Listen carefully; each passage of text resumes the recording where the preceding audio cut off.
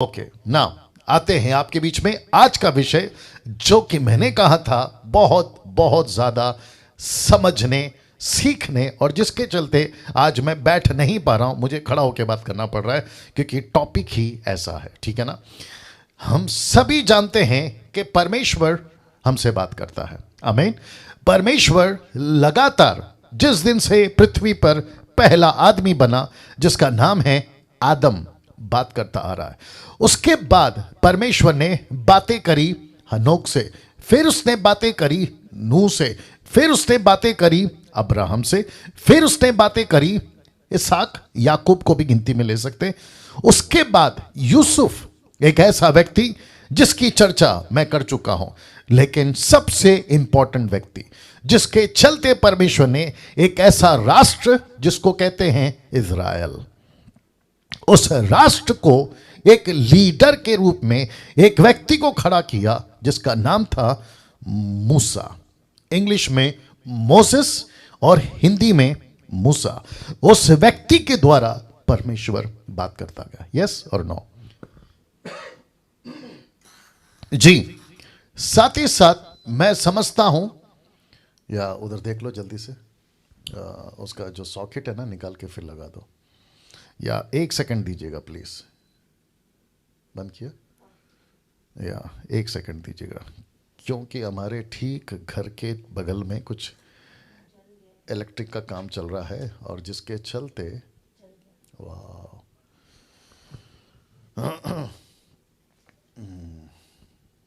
ये कैसे हो सकता है, देख लीजिएगा।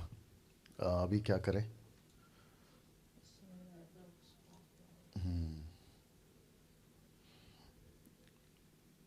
वापस लगा के देखो और ऑन करके देखो। आराम से करो करो करो करो करो, देखते क्या होता है। हाँ, या thank you Lord, thank you Jesus. या ठीक है, 1 सेकंड और प्लीज। ये आ रहा है? हाँ बस बस, आ जाओ आ जाओ। आप सभी जानते हैं कि सब ऑनलाइन है, सब वाईफाई पे काम चल रहा है और बहुत ज़्यादा डिपेंड रहना पड़ता है ये टेक्नोलॉजी के ऊपर। अगर एक भी पिन इधर से उधर हो जाता है तो दिक्कत हो जाती है। तो मैं कह रहा था कि एक ऐसा व्यक्ति जिसका नाम है मूसा, उसके द्वारा परमेश्वर ने इज़राइलियों से बात करी, जिसको कहते हैं एक ऐसा राष्ट्र जिसके अंदर परमेश्वर ने अपनी व्यवस्था लाई, परमेश्वर ने कैसी आराधना करनी वो लाई, परमेश्वर ने कैसे बलिदान चढ़ाना है वो लाया, परमेश्वर को कैसे मिलना है, किस तरीके से मिलना है, जिसका कल मैंने थोड़ा बहुत जिक्र किया था। ऐसे करते करते परमेश्वर यहोवा एलोहिम पहुंचा नबियों के पास, राजाओं के पास, और फिर लिखा है, नहीं पढ़ना, मैंने डाला नहीं है, ऐसे ही बता रहा हूं। इब्रानियों की किताब 1 का 1, the book of Hebrew chapter 1 verse 1 लिखा है, बाप दादाओं से बात करते करते अंत के दिनों में वो अपने पुत्र के द्वारा, बेटे के द्वारा, जिसको हम यीशु कहते हैं, उसके द्वारा बातें की। तो वहां से लेकर, इसका मतलब है आदम से लेकर आपका नूह, आपका अब्राहम, उसके बाद जोसेफ, मोसेस, जोशुआ, फिर किंग्स, प्रॉफिट्स, और फिर करते करते करते यीशु। यीशु भी जब बात करते थे पृथ्वी के ऊपर तो उन्होंने ऐसे चेलों को सेलेक्ट करा जिसमें से एक जो बहुत ज्यादा प्रसिद्ध या फेमस था, जिसका नाम है पतरस, और उसके बाद पौलुस। उसके बाद तो मानो आपकी और मेरी तब से लेकर अब तक मुझ जैसों की, आप जैसों की, जिसको कहते हैं ना, एक बहुत बड़ी लाइन लग गई सेवकों की, दास की, दासियों की। और उसी वजह से मैं हमेशा कहता हूं, पुरुष हो या स्त्री हो, दोनों काम कर सकते हैं। अब आप लोग सोच रहे होंगे कि पास्टर डैनियल आपने इतना इसको लंबा चौड़ा क्यों खींचा। बहुत ध्यान से सुनिए। परमेश्वर जब बात करता है तो उसकी अपनी एक भाषा है, जिसको लिखा है लैंग्वेज ऑफ द बाइबल, जिसको मैं हिंदी में रख रहा हूं। बाइबल की अपनी एक भाषा है। बहुत ध्यान से सुनिएगा यूट्यूब के लोगों, मुझे ऐसा लगता है, मैं गलत भी हो सकता हूं, मुझे ऐसा लगता है कि मसीह इतिहास में पहली बार ऐसा कोई टॉपिक आपके मसीह देह में रखा जा रहा है इस डीटी के माध्यम से, जिसको कहते हैं कि बाइबल की कोई भाषा है, बाइबल की अपनी एक भाषा है। कैसे आज रखने की पूरी कोशिश करूंगा। और मैंने फर्स्ट डे कहा था, फर्स्ट एपिसोड पे, कि डैनियल राज किसी तरह से कोई भी कॉम्प्रोमाइज, गद्दारी नहीं करेगा परमेश्वर के वचन के साथ, ठीक है ना।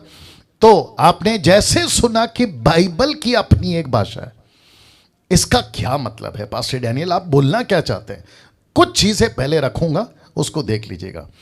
तो सबसे पहले स्टेटमेंट्स, sarcastic, पैराबल्स, अपोक्लिप्टिक्स या अपोक्लिप्टिक, ऐसे कुछ शब्द आपने अक्सर सुन रखे होंगे। जितने भी बाइबल के स्कॉलर्स या जितने भी बड़े बड़े सेवक हैं, आपने कई बार मेरे मुंह से भी सुना होगा sarcastic स्टेटमेंट, अपोक्लिप्टिक जब डैनियल और रेवलेशन की किताब की स्टडी दे रहा था, पैराबल्स जो जीसस के हैं, और क्रिस्टल क्लियर स्टेटमेंट मैं हमेशा देता हूं। ऐसे शब्द जब आप सुनते हैं तो बाइबल पढ़ते वक्त में ये 4 शब्दों का 5, 6, 10 भी हो सकता था, बट मैंने इसको 4 ही रखा है, ठीक है ना।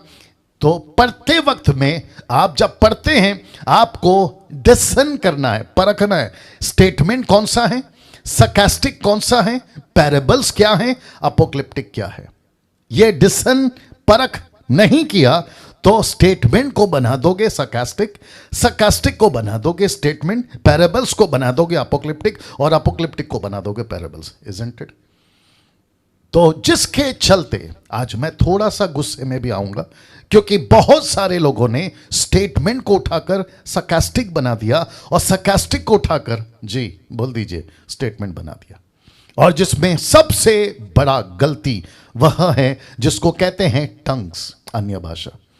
1 कुरिन्थियों 14 अध्याय वचन 2 से लेकर 10 तक पौलुस की चाल, पौलुस की स्टाइल, पौलुस का टोन, पौलुस का तरीका अगर पता लगाओगे तो sarcastic बोलते बोलते वो बातों को कह रहा है कि तुम लोग कर क्या रहे हो, जबकि स्टेटमेंट अलग है, sarcastic अलग है, पैराबल्स अलग हैं, अपोक्लिप्टिक अलग है।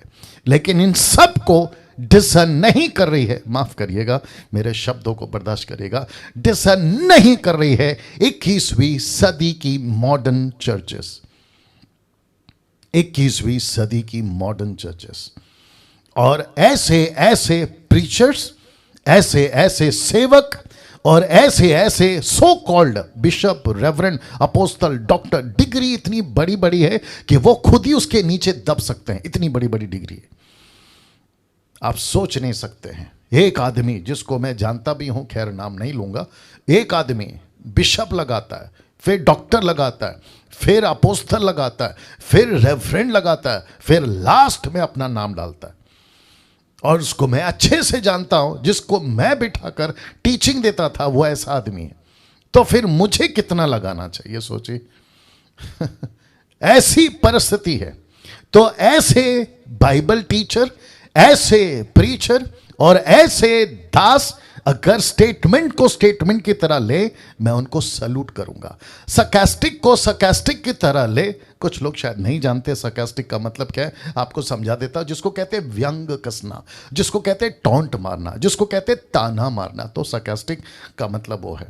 अगर sarcastic की तरह वचन है तो वैसा ही बोले, अगर बोलते हैं मैं उनको सैल्यूट करता हूं। जो पैराबल्स यानी कि दृष्टांत के रूप में जिसका जैसा इस्तेमाल होता है वैसा करें, मैं उनको सैल्यूट करूंगा। अपोक्लिप्टिक यानी कि चिन्ह की बातें जो अंत के दिनों से रिलेटेड है, अगर उसको वैसा पेश करते हैं तो मैं उनको सैल्यूट करूंगा। लेकिन अगर वो ऐसा नहीं करते हैं तो गुस्सा बहुत है। और मैं प्रभु से कहूंगा कि प्रभु ऐसे लोगों को अपनी देह से, मसीह की देह से, आप देखिए क्या करना है, आप देखिए क्या करना है, आप देखिए क्या करना है। Wonderful Jesus. नाउ इसको देखिए, बाइबल को पढ़ते समय आपको बहुत सतर्क रहना होगा। मैं रिपीट करता हूं, बहुत सतर्क रहना होगा, जिसका मतलब है कि जब भी आप कोई भी वचन पढ़े, आप बाइबल की कोई भी लाइन पढ़े, पढ़ते वक्त में आपको बहुत बहुत सतर्क का मतलब है होशियार, चौकन्ना, कैसे पढ़ रहे हो, इन सभी चीजों को आपको ध्यान देना बहुत जरूरी है। जो YouTube के लोग हैं आपसे भी बात कर रहा हूं, जो Zoom के DT के लोग हैं आपसे बात कर रहा हूं, टोटल बता देना। साथ ही साथ जितने भी देखेंगे, मैं उन सभी को कहना चाहता हूं कि एक भी लाइन पढ़ते वक्त में आपको बहुत सतर्क रहना है। पता है क्यों जी? सुन लीजिए, बिजली से खेलोगे बच सकते हो, आग से खेलोगे बच सकते हो, बाकी जो सबसे डेंजर स्नेक, कोबरा, जो भी आप बोलो, उससे खेलोगे बच सकते हो। जंगल का जो लायन है ना, उससे खेलो बच सकते हो, बिच्छू से खेलो बच सकते हो, लेकिन परमेश्वर के साथ खेलकर हम कभी नहीं बच सकते, या कभी नहीं बच सकते। और परमेश्वर के साथ खेलने का मतलब है परमेश्वर की कलीसिया में मनचाहा तरीके से बात करना, मनचाहा तरीके से स्टेटमेंट दे देना, मनचाहा तरीके से गड़बड़ कर देना। जहां स्टेटमेंट है वहां स्टेटमेंट दो, सरकास्टिक है सरकास्टिक दो, पैराबल्स है पैराबल्स दो, अपोक्लिप्टिक की बातें हैं वहां वो बताओ, लेकिन खिचड़ी नहीं बनाना है, खिचड़ी नहीं बनाना है। इस डीटी के माध्यम से मसीह मंथन के जितने मेंबर्स हैं उन सभी को भी कहना चाहता हूं, आपका छोटा भाई, बड़ा भाई, आप जैसे समझो, उस वसीले से मैं आपसे कहना चाहता हूं कि परमेश्वर के वचन को पढ़ते वक्त में बहुत बहुत ध्यान दीजिए, बहुत ध्यान दीजिए। या क्योंकि परमेश्वर सब बर्दाश्त कर सकता है, लेकिन अपने वचन के साथ गड़बड़ी कतई बर्दाश्त नहीं कर सकता। जब इंपॉर्टेंस ऑफ द बाइबल, जो कि मुझे लगता है कल आएगा, मैं आपको बताऊंगा कि परमेश्वर ने अपने नाम से भी ज्यादा किसको इंपॉर्टेंस दिया है पता है? अपने वचन को, वचन को महत्व दिया है। यीशु खुद को क्या कहता है पता है? वचन कहता है। यूहन्ना 1:1, जॉन 1:1, आदि में वचन था, वचन परमेश्वर के साथ था और वचन परमेश्वर था। अब आप सोच के देखिए कि एक पास्टर, आप जितने भी अभी मुझे जूम पे या फेसबुक पे, माफ करें, यूट्यूब पे देख रहे हैं, अगर आप पास्टर हैं, आप सोचिए, आप जब, गुडनेस गेट रेडी नाउ, आप सोचिए जब आप हाथ में बाइबल लेके खड़े होते हैं ना पुलपिट पे, आपके पैर, आपके हाथ कांपने चाहिए। यही तो कहता है पौलुस, यही तो कहता है मूसा, यही तो कहता है यशाया, कहता है कि प्रभु तेरे सामने आते वक्त में मैं कांपता हूं। वाह जब हम पुलपिट पे खड़े होते हैं, अभी मैं यहां खड़ा हूं, मैं आपसे बात कर रहा हूं, आपको मैं यकीन दिलाता हूं, मैं जब भी परमेश्वर के वचन को, छोटी सभा, बड़ी सभा, छोटा टाइम का, बड़े टाइम का, डीटी या रेवलेशन या डैनियल या एक्सेट्रा, जो भी बातें मैं करता हूं, मुझे एक डर होता है कि प्रभु कहीं मेरा स्टेटमेंट आपके विरोध ना हो जाए, कहीं मेरी कोई बातें आपको दुख ना पहुंचा दे, जिसके चलते मैं इसका ख्याल रखता हूं। और उसी वजह से मुझे हिम्मत आती है। मैं क्यों इतने, क्या कहते हैं ना, बिंदास या डेयरिंग में या हिम्मत के साथ क्यों बात करता हूं पता है? क्योंकि मुझे पता है कि मैं वचन के साथ में ठीक जस्टिफाई कर रहा हूं, मैं ठीक से उसको पेश कर रहा हूं। अगर मुझे खुद को यकीन नहीं है, मुझे खुद को संतुष्टि नहीं है, मैं हड़बड़ा जाऊंगा, मैं लड़खड़ा जाऊंगा, और जिसके चलते मैं समझता हूं कि आपके बीच में बातें नहीं कर पाऊंगा। लेकिन इतनी हिम्मत के साथ मैं इसलिए बात करता हूं क्योंकि मुझे पता है, और यही कहता हूं। कुछ लोग कहते हैं कि आप घमंडी हैं, ठीक है ना, मैं घमंडी हूं, मुझे घमंड है इस बात का घमंड है कि मैं परमेश्वर के वचन को जानता हूं। मैंने स्टॉक मार्केट में किसका रेट क्या चल रहा है, स्टॉक मार्केट समझते होंगे ना, जहाँ पे लोग पैसे कमाते हैं, मैंने वहाँ का नॉलेज नहीं पाया। मेरे कुछ लोग हैं जो मुझे कभी कभी कहते हैं कि डैनियल भाई आप एक पास्टर हैं, आपका पैसा कभी कभी स्टॉक मार्केट में लगाओ, आपको बेनिफिट होगा। मैंने कहा कौन जाएगा वहाँ, कौन दिमाग लगाएगा, मेरे पास में उतना वक्त नहीं है, मैंने वहाँ पर नहीं डाला अपना दिमाग। मैं साइंटिस्ट बनने नहीं गया, मैं डॉक्टर बनने नहीं गया, मैं मैकेनिक बनने नहीं गया, मैं दुनिया का कोई चीज़ को हासिल करने नहीं, नेता अभिनेता नहीं, मैंने अपना दिमाग इस वचन को पढ़ने में लगाया, मैंने अपनी एनर्जी इस परमेश्वर के अद्भुत बातों को पढ़ने में लगाया, उसको समझने में लगा। मैं फिर कहता हूं, बहुत ध्यान से सुनिए, बाइबल को पढ़ते वक्त में आपको बहुत सतर्क रहना है, जिसके चलते लिखा है क्यों, मैंने जानबूझकर इतने सारे क्वेश्चन मार्क डाल दिए क्योंकि आपको जिंदगी भर पूछते रहना क्यों क्यों क्यों। एक वचन रख रहा हूं जो कल भी रखा था, मुझे बहुत अच्छा लगता है ये। लूका की किताब 10:26, लूक 10:26। देखो इतना सा टुकड़ा क्या कहता है, देखो क्या लिखा है, तू कैसे पढ़ता है। बस ये हमेशा बाइबल पढ़ते वक्त में आपके जहन में, आपके दिमाग में होना चाहिए, क्या लिखा है डैनियल और तू कैसे पढ़ता है, क्या लिखा है निर्जला और तू कैसे पढ़ती है, क्या लिखा है एस्तर और तू कैसे पढ़ती है, और जितने प्रभु के दास दासी जी, क्या लिखा है। पढ़ते वक्त में खुद को पूछना है क्यों, क्योंकि आप पढ़ते वक्त में सतर्क रहते हैं। और जिसको यीशु कहता है बी केयरफुल, पता है क्यों? बहुत ध्यान से सुनिएगा, क्योंकि जैसे हम पढ़ेंगे वैसे सिखाएंगे, जैसे समझेंगे वैसे समझाएंगे, जैसे खुद को लेंगे वैसे दूसरों को देंगे। यस और नो?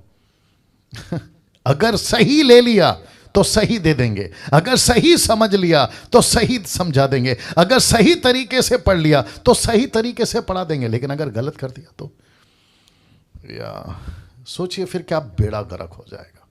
और ऐसे कितने हो गए, मैं रखूंगा आपके बीच में, आज रखूंगा मैं। बस अपने आप को तैयार करिए, मजबूत करिए, ठीक है ना। ये चित्र देख लीजिए, मैंने कोशिश करी है कि इस चित्र के माध्यम से मैं आपको समझा सकूं। आप देख सकते हैं कि एक सेवक है जो दूसरे एक व्यक्ति की जिसके अंदर चाहत है वो कुछ बता रहा है, जिसको वचन क्या कहता है, एक्ट्स चैप्टर 8:31। जी मेरा पोजीशन चेंज होता तो बता देना जी। वापस आते हैं, एक्ट्स चैप्टर 8:31 लिखा है, उसने कहा, किसने? खोजा ने, यूनक। किससे कहा? फिलिप से कहा। कहता है जब तक कोई मुझे ना समझाए मैं क्यों कर समझूंगा। सोचिए, फिलिप एक प्रभु का दास, वो जा रहा था कहीं और, पवित्र आत्मा ने लीड करा कि खोजा को मिलो, यूनक को मिलो, उसको जाकर बातों को समझाओ। यह पूछ रहा है फिलिप कि आप जो पढ़ रहे हैं आप समझते हैं? तो यूनक कहता है, खोजा कहता है, मुझे जब तक कोई नहीं समझाएगा, जीसस क्राइस्ट, मैं कैसे समझूंगा? मुझे प्लीज कोई समझाओ, मुझे कृपया करके बताओ। ये व्यक्ति कहता है मैं जानना चाहता हूं यशाया 53 क्या कहता है। ये व्यक्ति कौन है जो उफ तक नहीं कर रहा? ये व्यक्ति कौन है जिसको इतना पीटा जा रहा है? ये व्यक्ति कौन है जिसने इतना नम्र कर दिया? जब तक फिलिप ने नहीं समझाया ये खोजा को समझ नहीं आया। अब आप सोचिए, बहुत ध्यान से सुनना, और मैं चाहता हूं कि जितने भी बाइबल टीचर देश और विदेश में जो सच्चे हैं, जिनकी गिनती 10% में आती है, ठीक है ना, और जितने जूम पे प्रीचर्स हैं, मैं जानता हूं काफ़ी preachers, teachers, ladies, gents, male female, man women, सब हैं आप लोग। आप अपना हाथ को है ना अभी ले लो और पीठ थपथपाने के लिए तैयार हो जाओ। मैं आपको बताता हूँ क्यों। क्योंकि परमेश्वर गेट रेडी, माइकल को नहीं भेजा खोजा को बताने, परमेश्वर ने गैब्रियल को नहीं भेजा समझाने के लिए, परमेश्वर ने अपने 2 प्रॉफिट को नहीं भेजा जो अभी आएंगे अंत के दिनों में। जानते हो उसने किसको चुना? मुझ जैसे तीसरी क्लास 3 बार फेल, 5वीं क्लास 3 बार फेल, आप जैसे जिनकी कोई सूरत, पर्सनालिटी, आवाज, नॉलेज, बाइबल का डिग्री XYZ नहीं है, फिलिप जैसे राह चलतों को वो इस्तेमाल करता है किसी को समझाने के लिए। अब आप सोच के देखिए क्या गजब का परमेश्वर है। कहता है कि मेरी बाइबल को किसी को जाकर समझाने के लिए मैं तुमको चुनता हूं। वाह, सी क्या प्रेशियस, क्या कीमती और क्या मूल्यवान लोग हैं हम और आप। या इसको डाइजेस्ट करिए, इसको हजम करिए, और आपके लाइफ में, आपके जीवन में हमेशा ये बात रखना कि परमेश्वर अब अपने लोगों के द्वारा अपनी कलीसिया से बात करता है, और ऐसे लोग जो सच्चे हैं, जो खरे हैं, जो यीशु की बातों को लेकर चलते हैं, ऐसों के द्वारा वो न जाने कितने खोजाओं से बात करेगा, न जाने कितने खोजाओं से बात करेगा। ये चित्र देख लीजिए, ये चित्र देख लीजिए, ये चित्र देख लीजिए। ये चित्र मैं पहले भी रख चुका हूं, लेकिन आप देख सकते हैं ये पौलुस है, ये तिमोती है और उसके फॉलोवर्स हैं। लिखा है पौलुस की तरह आपको किसी को साथ में रखना होगा। क्यों, मैं बता देता हूं। पहला तिमोथी 5:17 जानते हो क्या लिखा है? लिखा है जो प्राचीन अच्छा प्रबंध करते हैं, विशेष करके वे जो वचन सुनाने और सिखाने में परिश्रम करते हैं, बहुत ध्यान से देखिएगा, लिखा है 2 गुने आदर के योग्य समझे जाएं। अब मुझे नहीं पता कि यूट्यूब वालों आपने इस वचन का कौन सा एंगल पकड़ा, लेकिन आज मैं आपको इसका एक अद्भुत एंगल देता हूं, एक अद्भुत कनेक्शन देता हूं। कनेक्शन क्या है पता है? मैं आप वापस आता हूं। देखिए, जब मैं इसकी बात कर रहा था ना, किसकी, खोजा की, तो ऊपर से परमेश्वर फिलिप को क्या कहता था पता है? फिलिप, ये व्यक्ति है ना जिसका नाम खोजा है, ये मेरे को बहुत पसंद है, लेकिन इसकी एक प्रॉब्लम है, ये पढ़ रहा है लेकिन समझ नहीं रहा। ये पढ़ रहा है लेकिन समझ नहीं रहा, क्या तू इसको समझा सकता है? तो फिलिप ने परमेश्वर की आज्ञा का पालन किया, बोला यस प्रभु, मैं इसको समझाऊंगा। आपको पता है परमेश्वर ने फिलिप को दुगना आदर कैसे दिया, और यही दुगना आदर वो आपको और मुझे देता है। आप देखिए, जैसे ही फिलिप ने खोजा को बपतिस्मा दिया, ऐसा लिखा है कि फिलिप ऑन द स्पॉट उठा लिया गया और किसी दूसरे शहर में डाल दिया गया ताकि वो वहां प्रचार करे। इसको कहते हैं बिना किसी हेलीकॉप्टर या बिना किसी प्लेन या बिना किसी प्राइवेट जेट या बिना किसी लिफ्ट के, एलिवेटर के, ये व्यक्ति को परमेश्वर आदर देता है और इसको उठाता है। जो घंटों चल के जाना था, घोड़े पे, खच्चर पे, ना जाने क्या क्या, ऐसे चुटकी में पहुंचा देता है। परमेश्वर कहता है कि फिलिप, मैं तेरा आदर करता हूं क्योंकि तू ही एकमात्र अभी मेरा एवेंजलिस्ट है जो दूसरों को सुसमाचार सुनाएगा, जो दूसरों को वचन सुनाएगा। लिखा है जो वचन का प्रचार करते हैं, जो शिक्षा देते हैं, वो 1 नहीं 2 गुना आदर के योग्य हो। वाह। दूसरे शब्दों में परमेश्वर कहता है कि डैनियल, निर्जला, बाकी जितने प्रभु के दास, पास्टर्स और जितने यूट्यूब पे प्रभु के दास हैं देश में विदेश में, प्रभु कहता है कि मेरे पास में दूसरा ऑल्टरनेट है ही नहीं। मुझे अगर दुनिया को समझाना है तो मुझे तुम्हारा ही सहारा लेना होगा। अब आप सोचिए, ऐसे सेवक को, ऐसे पास्टरों को, ऐसे दासों को अपनी कितनी तैयारी करनी होगी, खास करके किसमें? वचन में।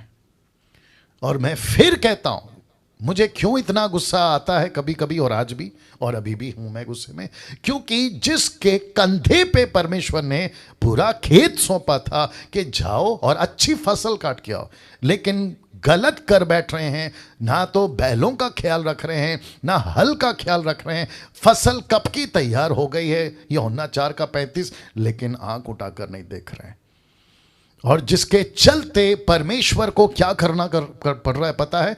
कहता है कि अगर जिसको इनविटेशन दिया था, बुलाया था, वो नहीं आए तो राह चलते किसी को उठा के लेके आओ ताकि मेरा घर पार्टी से भरा रहे। दूसरे शब्दों में, ये भी भाषा है बाइबल की, मैं रखूंगा ताकि मेरा घर में खाने का कोई भी जो है नुकसान ना हो। दूसरे शब्दों में प्रभु कहता है कि मैं नहीं देखूंगा कि कोई पढ़ा लिखा है, मैं नहीं देखूंगा कि कोई बहुत ही हाईली एजुकेटेड है, मेरे को जिसका दिल अच्छा होगा मैं उसको इस्तेमाल करूंगा। तो लिखा है कि 2 गुना आदर के योग्य हो। तो मैं रिक्वेस्ट करता हूं कि जितने भी जो सच्चे दास हैं प्रभु के, दास दासी, पास्टर पास्टरनी, उन सबको जो वचन का प्रचार करते हैं वो आदर के योग्य समझे जाएं। अगर आप उनके लिए कुछ कभी कर सको तो जरूर करिएगा। आपके चर्च के पास्टर के लिए अगर अच्छा है, कभी कुछ कर सको तो जरूर करिएगा। जितने मेंबर सुन रहे हैं, आपको पता चलता है कि ये वचन को सिखाने वाला सही सेवक है, वचन को कॉन्टेक्स्ट में सिखाता है, गड़बड़ी नहीं करता। मैं रिक्वेस्ट करता हूं कि ऐसे लोगों का जरूर आदर करें, क्योंकि लिखा है कि जो वचन सिखाते हैं वो 2 गुना आदर के योग्य समझे जाए। ये फोटो देख लीजिए प्लीज। अच्छे सेवकों को साथ में रखो जिनको बाइबल का पूरा ज्ञान है। जी, मैं रिक्वेस्ट करता हूं, जितने यूट्यूब के लोग हैं आप भी सुनिएगा, मेरे को बीच बीच में टोटल बताते रहना, ठीक है ना? जितने यूट्यूब के लोग हैं, मैं आपको भी कहना चाहता हूं कि अच्छे सेवकों को साथ में रखो। जिसके पास में बहुत सारा ज्ञान है, जिसके पास में संसार का ज्ञान की बात कर रहा हूं, याद रखो, जिनके पास में बहुत बड़ा पैसा है, जिनकी चर्च बहुत बड़ी है, जिनकी वर्शिप बहुत ज्यादा होती है, जिनका इक्विपमेंट्स बहुत हाईटेक का है, उनके पीछे अट्रैक्ट होकर कभी नहीं जाना। उसको आप जब भी किसी सेवक को या प्रभु के दास को या प्रभु के वचन को सिखाने वाले को, अगर वो साइकिल पे भी घूम रहा है लेकिन उसके पास में वचन का ज्ञान है, उसको जरूर साथ में रखिए।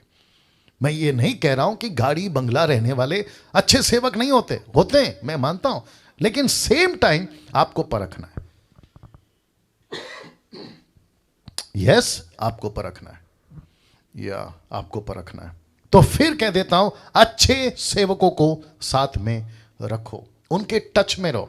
आपको कुछ भी नहीं समझता है, टक करके फोन करो ऐसे सेवकों को, पास्टर जी नहीं समझ में आ रहा, ब्रदर नहीं समझ में आ रहा, सिस्टर नहीं समझ में आ रहा, मैं क्या करूं, है ना। आप जिस किसी भी देश विदेश से हैं, आप तुरंत कॉल करना है, इसके पहले कि आप बाइबल को लेकर कंफ्यूजन में हैं। आप एक सेवक को पूछो। वापस से कहता हूं कि तिमोथी के पास में एक ऐसा लीडर था जिसको कहते हैं पौलुस। तो मैंने लिखा है, पौलुस की तरह आपको किसी को अपने साथ रखना होगा, ताकि वक्त वक्त पर ऐसे लीडर आपको जो हैं सही मार्गदर्शन करते रहें ना। मैं समझता हूं कि यह वचन आप समझ गए हैं, और जिसके चलते आपको एक अच्छे सेवक अपने साथ रखना बहुत जरूरी है ना। कई लोगों ने ठीक से पढ़ा नहीं किसको, वचन को, और ना ही ठीक से समझा, और ठोकर खाई और पढ़ना बंद कर दिया और नए नए सिद्धांत बना दिए।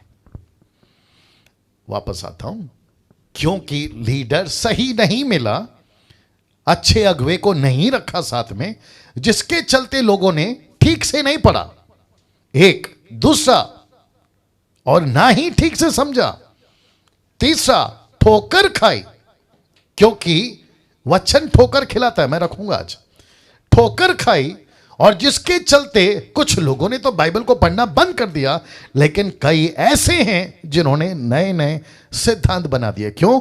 क्योंकि पौलुस नहीं था ना उनके पास। जैसे हारून के पास में, कोई मदद कर दीजिए प्लीज, मूसा नहीं था।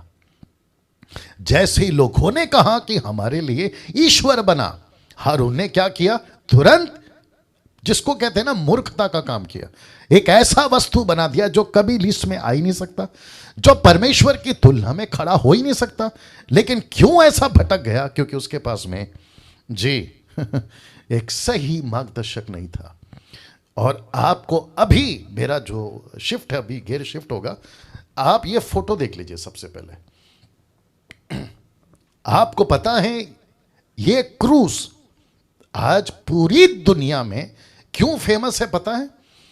क्योंकि इसका जिक्र बाइबल में है। लिखा है, क्रूस के बारे में पढ़ा और पहनने का सिद्धांत बना दिया।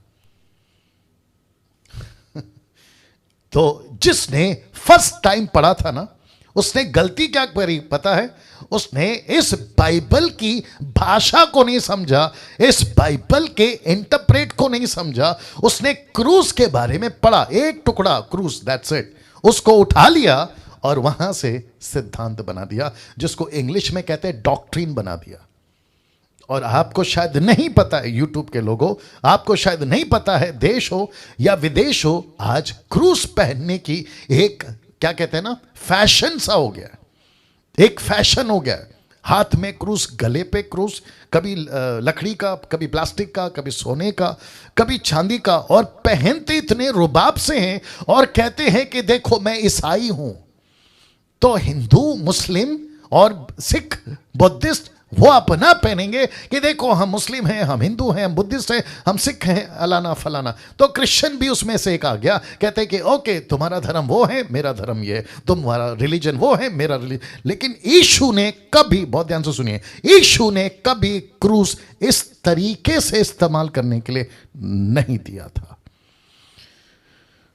वाह, नहीं दिया था। मैं फिर कहता हूं कि क्रूस को, क्रिश्चियनिटी को रिप्रेजेंटिव करने का सिंबल नहीं बनाया था, चिन्ह नहीं बनाया था। यीशु ने क्रूस का सहारा इसीलिए लिया था क्योंकि उन दिनों में जो मुजरिम होते थे, जो कत्ल करते थे, जिनको सजा मिलती थी, सजाए मौत, उनको क्रूस पे चढ़ाया जाता था, जैसे आज फांसी पे या कहीं पे सीधा शूट आउट, गोली मार दो। उन दिनों में क्रूस पे चढ़ाते थे। लेकिन क्योंकि किसी के पास में पौलुस नहीं था, किसी के पास में लीडर नहीं था, किसी के पास में ऐसा वचन को सिखाने वाला नहीं था, तो उसने क्या किया, सच्चे सेवक को साथ में नहीं रखा और बाइबल के इंटरप्रेट को, बाइबल की भाषा को गलत तरीके से लेकर ठोकर खाई, पढ़ना बंद कर दिया, नए नए सिद्धांत बना दिए और उसमें से यह है क्रूस। अब आप सोचिए डीटी के लोगों, अब आप सोचिए कि ये सारी बातें आपको मैं क्यों सिखा रहा हूं, क्योंकि हमको 22वीं पीढ़ी को इन सभी चीजों से मुक्त करना है, अगली पीढ़ी को इन सभी से मुक्त करना है। और ऐसे किसी सिद्धांत को, ऐसे किसी डॉक्ट्रिन को जहां क्रूस पहनने की बात आती है, जहां कुछ विशेष कपड़ा पहनने की बात आती है, जहां पे किसी प्रकार का अलग दिखने की, मैं क्रिश्चियन हूं इसलिए मैं अलग कपड़ा पहना हूं, मैं क्रिश्चियन हूं इसलिए मैंने क्रूस पहना है, मैं क्रिश्चियन हूं इसलिए मैं हाथ में बाइबल रखता हूं, नहीं, हम बाहर से क्रिश्चियनिटी नहीं दिखाएंगे बल्कि अपने कैरेक्टर से अपनी क्रिश्चियनिटी दिखाएंगे। वाह, सी या नाउ ये चित्र देख लीजिए पहले, क्योंकि बहुत जोरों से अदर कंट्रीज में, वेस्टर्न कंट्रीज में ये बहुत जोरों से चल रहा है आज भी। एक वक्त था जहां मूसा ने पीतल का सांप का सहारा लिया और लोगों से कहा कि इसको देखो तो तुम बच जाओगे, फोटो देख लीजिएगा। और ऐसे ही किसी सांप का जिक्र यीशु ने किया था मरकुस के 16 के 18 में कि तुम सांपों को उठा लोगे। तो बस इतना सा टुकड़ा, क्योंकि ये बाइबल की भाषा है, बस इतना सा टुकड़ा उठाया और इसको डॉक्ट्रिन बना दिया। जानते हो क्या कहते हैं, अगर तुम ट्रू क्रिश्चियन हो तो हाथ में सांप उठा के बताओ, अगर तुम ट्रू क्रिश्चियन हो तो टंग्स में बात करके बताओ, अगर तुम ट्रू क्रिश्चियन हो तो जहर पी के बताओ। आपको शायद नहीं पता, इसको कहते हैं महामूर्खता। महामूर्खता। ऐसा किसी चीज की प्रैक्टिस यीशु ने करने को नहीं कही, ऐसा किसी चीज की सिद्धांत यीशु ने नहीं बनाया, बल्कि यीशु ने कहा जो विश्वास करेगा उसमें इनबिल्ड समझते हैं, उसके अंदर ये बातें आ जाएगी कि वो जब सुसमाचार सुनाने जाएगा तो वो दुष्ट आत्माओं को निकालेगा, नई नई भाषाओं को बोलेगा, सांपों को उठा लेगा। मतलब कॉन्टेक्स्ट को समझना होगा। ब्लैक मैजिक, जादू टोना, नाशक वस्तु, ब्लैक मैजिक, अगर खा जाए कुछ नहीं होगा, बीमारों पे हाथ रखेगा वो चंगा हो जाएगा, ये है इसका असली मतलब।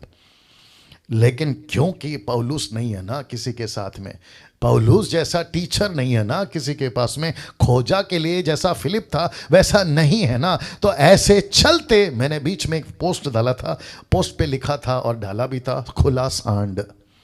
जैसा खुला सांड होता है ना बुल, वैसे ही ये लोग हैं आजकल। किसी की नहीं सुनते, किसी की बातों को नहीं समझना चाहते। जैसा दिल में बाइबल में लिखा है इसलिए मैं करूंगा, बाइबल कहती है इसलिए मैं चलूंगा। See this. अब आप सोचिए, यीशु ने अपने चेलों को कहा, यूहन्ना की किताब आई थिंक उसका माफ करें, लूका की किताब उसका 19 का 32-34 तक में यीशु ने कहा कि मुझे उसकी ज़रूरत है। दरअसल में वो एक गधा था, मुझे उसकी ज़रूरत है, डोंकी। तो किसी ने कहा ये मेरे बारे में है, मुझे उसकी ज़रूरत है, क्योंकि यीशु ने मुझे चुना तो मुझे उसकी ज़रूरत है। तो उसको समझाना पड़ा, भाई हर जगह पे अपना नाम मत डाला कर, क्योंकि वो गधे की बात हो रही है। आगे आप समझदार हैं। कई बार वचन को हम पढ़ते हैं आगे पीछे ऊपर नीचे नहीं पढ़ते, जिसका मैंने कल भी बहुत जिक्र किया और आगे भी करूंगा। तो इस वचन का एक टुकड़ा जहां लिखा है सांपों को उठा लेंगे, तो उठा लिए देखो, और ऐसे उठाने के चक्कर में क्या कहते हैं, कोबरा और फिर न जाने कितने जहरीले सांप ने लोगों को डसा है, उनकी मौत हो गई है, और जिसके चलते कहते हैं कि इनका विश्वास अच्छा नहीं था इसलिए ये मर गया। गजब है यार, हद हो गई। अब ऐसे लोगों के साथ ये इसलिए हो रहा है क्योंकि इनको मेंटर, इनको पौलुस, इनको सही सिखाने वाला, जो वचन की शिक्षा देते हैं ना, जो बाइबल की बातों को सिखाते हैं, वो नहीं होने के चलते ये परिणाम है। अब ये फोटो देख लीजिए पहले, और साथ ही साथ ये फोटो। अब आप लोग समझ गए होंगे, जी हां, इसको कहते हैं कि यीशु मसीह 40 दिन उपवास फास्टिंग में गए थे। बस इतना सा टुकड़ा वहां से उठा लिया और फास्टिंग के बारे में पढ़ा और फास्टिंग शुरू। अब आप सोचिए आप सोचिए, ऐसे लोग हैं, वचन को पढ़ते हैं, कुछ छोटा सा पोर्शन उठाते हैं, उसकी डॉक्ट्रिन बनाते हैं। वो इसलिए बनाते हैं क्योंकि उनके पास में फिलिप के जैसा समझाने वाला नहीं था, पौलुस के जैसा समझाने वाला नहीं था, और जिसके चलते ऐसी डॉक्ट्रिन बनना शुरू हो जाती है। और आप लोगों को पता है कि अभी जो चल रहा है लेंथ डे, बहुत जोरों से चल रहा है, और मुझे नहीं पता कि इसको कहते हैं आसमान से गिरे, जी किसी को पता होगा, खजूर में अटके। ये ऐसे थे जब संसारिक थे तो भी बंधन में, आत्मिक में है तो भी बंधन में, जब बाहर थे तो भी रिचुअल फॉलो करते थे। अब मसीह में है, स्वतंत्र हो गए, लेकिन नहीं, अपनी अपनी रिचुअल्स बना रहे। कभी यहूदियों का फेस्टिवल, तो कभी क्रिसमस को एक फेस्टिवल, गुड फ्राइडे को एक फेस्टिवल, या फिर ईस्टर संडे को, अरे बाप रे। और अभी फास्टिंग बहुत जोरों में। और साथ ही साथ कुछ मूर्ख लोगों ने, मुझे माफ करिए मैं गुस्से में हूं, कुछ मूर्ख लोगों ने इसकी तो ऐसी टीचिंग दी है कि जब तक फास्टिंग नहीं करोगे आपको पवित्र आत्मा का दान नहीं मिलेगा। Can you believe this? इसको टोटल नॉनसेंस कहते हैं, इसको टोटल नॉनसेंस कहते हैं। वापस आता हूं, बल्कि बाइबल कहती है 1 कुरिन्थियों 12 अध्याय में, पवित्र आत्मा डिसाइड करता है। First Corinthian chapter 12 verse 11 and 10 से 11 तक वो कहता है कि पवित्र आत्मा डिसाइड करेगा कि किसको कौन सा दान देना है, डैनियल और आप नहीं। Can you believe this? अच्छा, जब फास्टिंग करके नहीं मिलता है, इनकी इच्छा पूरी नहीं होती है, ये बैकस्लाइड तक हो जाते हैं। फिर प्रार्थना ठंडा, प्रार्थना का जीवन ठंडा। मैंने इतना उपवास किया, मेरे शरीर को कमजोर कर लिया, मैं खाना खाने के लिए इतना बेचैन था, लेकिन प्रभु तेरे लिए मैंने वो तक त्यागा। लेकिन तू कैसा निर्दयी है, तू कैसा कठोर है, मेरी 40 दिन की फास्टिंग को आपने रिस्पेक्ट नहीं किया। आज के बाद में मैं बाइबल नहीं पढ़ूंगा, प्रार्थना नहीं करूंगा, XYZ। अब बताइए इसको ठोकर कौन खिला रहा है? ऐसे लोग जो ऐसा प्रचार करते हैं कि जब तक तुम फास्टिंग नहीं करोगे आपका आत्मिक जीवन ठीक नहीं होगा। तो मैं कितनों को जानता हूं, क्योंकि मसीह मार्केट में 28 साल से हूं, मैं कितनों को जानता हूं जो कितना भी फास्टिंग कर ले, लेकिन जिंदगी वही चल रही है, वही पॉर्न वीडियोस, वही उल्टी सीधे गालियां, वही झगड़ा, वही पैसे का लालच, वही संसार का जीवन, वही थिएटर में जाके 3 घंटा बैठ के आते हैं। क्या फर्क पड़ गया बताइए? तो इसको कहते हैं बाइबल की भाषा को नहीं समझे। मैं और रखूंगा। ये चित्र देख लीजिए आप लोग, वर्शिपिंग मैरी, मरियम की पूजा। दरअसल कहां से शुरू हुआ? यहां से, लूका 1 का 43, लूक 1:43। बहुत ध्यान से देखिएगा, मजा आएगा आप लोगों को, ठीक है ना? और आपको शायद पता नहीं है, बात करते करते आधा घंटा हो गया, पता तक नहीं चला, है ना? देखिए लिखा है, यह अनुग्रह, कौन कह रही है? उसकी मां जिसका नाम है यूहन्ना, एलिस्बा कहती है, यह अनुग्रह मुझे कहां से हुआ? बहुत ध्यान से सुनना, कि मेरे प्रभु की माता। Can you believe this? कहती है मेरे प्रभु की माता मेरे पास आई है। बस ये इतना सा टुकड़ा, मेरे प्रभु की माता। उसके बाद से जो कॉन्सेप्ट शुरू है ना कैथलिक वालों का, कि जब तक मरियम से प्रार्थना नहीं करेंगे तब तक बेटे से मांग के कोई फायदा नहीं है। तो बेटे के पास बाद में जाओ, लेकिन मां के पास पहले आओ। अब आप सभी जानते हैं ये कॉन्सेप्ट टोटली नॉन बिब्लिकल है, लेकिन इसको, क्योंकि पौलुस नहीं है ना, क्योंकि फिलिप नहीं है ना, क्योंकि अच्छे लोग नहीं है ना सिखाने वाले, तो बहकते गए बहकते गए बहकते गए। और मरियम की पूजा, माय गुडनेस, कैथलिक वाले 50% क्रिश्चियन कम्युनिटी में 50% है ये लोग, और जिसके चलते कैंडल लगाना, घंटों आंसू बहाना, घंटों घुटने पे नील डाउन होकर मरियम से, माता मरियम से प्रार्थना करते रहने वाली फीलिंग के साथ, जिसको कहते हैं रॉन्ग डॉक्ट्रिन के बंधन में आ गए और पूरी जिंदगी इसमें निकाल देते हैं। मेरे जो इन लॉज हैं, मेरे जो वाइफ के माता पिता हैं, वो पूरा ऐसे करते करते अभी तक ऐसे करते करते चल रहा है। बड़ा दुख की बात है। मेरा खुद का भाई बीच वाला जिसका नाम थॉमस है, वो भी अभी तक इसी में है। किसके चलते? एक छोटी सी लाइन, क्या लिखा है? मेरे प्रभु की माता। अब ये फोटो आपको शायद पता होगा, ये वो महिला है जिसके बारे में शायद आप लोग सुने होंगे। ये कहती है कि ये मदर है, ये ऊपर बैठा जो परमेश्वर है ना, ये खुद को उसकी मदर घोषित करती है। और आपको शायद नहीं पता है कि ऐसे बहुत सारे लोग जिसको कहते हैं world mission society church of God, mother Jerusalem, माता यरूशलेम, सुना होगा आप लोगों ने। आपको पता है इन्होंने कहां से ठोकर खाई? इस वचन से, गलतियों 4:26 लिखा है, ऊपर की यरूशलेम स्वतंत्र है और वह हमारी माता है। माय गॉड, अब ये कैसे फंस गए इतने सारे लोग? देखिए ना, कितने दया आता है इन लोगों के ऊपर। इनको बहकाने वाली ये महिला कहती है कि ऊपर एक बाप है तो ऊपर एक मां भी है। ये कॉन्सेप्ट लेकर आई है, और इसने कनेक्शन कहां से दिया पता है? आदम और हव्वा से।